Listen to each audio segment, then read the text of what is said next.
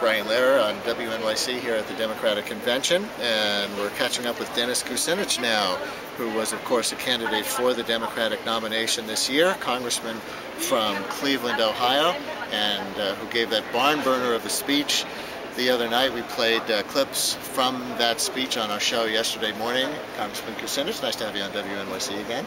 It's always good to be on your station. Thank you. I saw that yesterday morning there was a headline in the Hill newspaper, which covers Congress, which said that the Obama campaign was tightening the grip on podium speeches, and that maybe one of your best lines did not actually make it out there on Tuesday night. What was that line? Well, actually, I got a 98% of what I wanted to say in front of the convention, and so I'm not really complaining.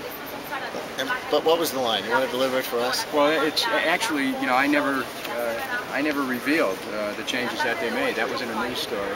Will you confirm what the news story reported, which is that you were saying Bush and Cheney shouldn't just get 4 more years, they should get 10 to 20? Well, that's an interpretation of what I said, yeah. Now, you have actually been trying to generate interest, or you were for a while, in an impeach Bush or impeach Cheney movement over ways that you feel they violated the Constitution. But it never really took off in the Democratic Congress after they took power in the 2006 elections. How do you feel about that today? Well, it's still active. We have on Kucinich.us, our website, we have a petition. In the first couple of weeks, over 100,000 people signed it. And people can still do it. We have it out there. We're going to file it on September 10th. And we feel that, you know, and I feel that this administration, which has until the third week of January to hold office, has to be held accountable. I mean, they could still take us into a war against Iran. And they have violated the Constitution. They took us into a war based on lies. Why should they be exempted from U.S. law, international law, and the requirements of the Constitution? So to me, this is all about whether or not America remains a democracy. You cannot have high public officials taking the law into their own hands, and worse than that, lying to take us into a war, and they did. But Speaker Pelosi and others in the Democratic leadership haven't really pursued that along with you. Do you think they're just afraid of looking too harsh when they're trying to secure the majority in Congress for a long time and win the presidency? I have a great deal of respect for Speaker Pelosi, but I emphatically disagree with her. Accountability is what supports the kind of government structure we have. I mean, we have a system of checks and balances. When the Congress doesn't hold the administration accountable, things are out of balance, and we have something that's not democratic anymore. We've seen the rule of law break down in this country. So, I strongly disagree with the Speaker. The American people expect Congress to be a co-equal branch of government, not a footstool for the President. And we still have time to hold the administration accountable.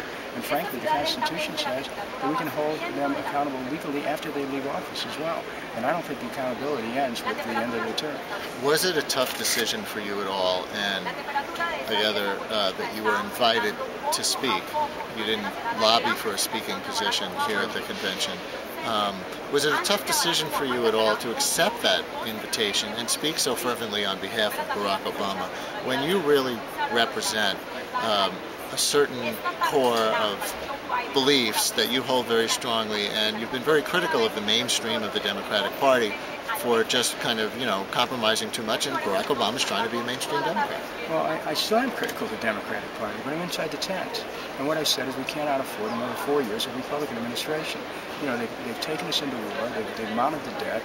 They don't, we don't have money for health care and education, and jobs are in jeopardy. We're heading towards a recession. The speculation on Wall Street has been rife. How can we continue to endure this? So, we can continue to fight our battles inside the party, and I'll continue to do that.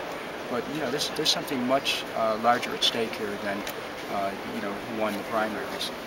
What does it mean to you to be a Democrat in 2008? We're asking a lot of delegates. We're asking you. Son of a truck driver. My parents never owned a home. We lived in 21 different places by the time I was 17, including a couple of cars. I know what people go through. Being a Democrat, to me, means being compassionate, connecting with people's practical aspirations for jobs, for good wages, for health care, education, retirement security, for a real chance for an education. And it means being aware of people's practical aspirations, and of being willing to stand up and speak out for them. It does not mean being a stooge for corporations or being someone who rubber stamps everything the party leadership wants. I'm not that kind of Democrat, but I'm the kind of Democrat who's willing to press these issues right to the limit and take it to the highest form, and that's what I did when I had my chance to speak.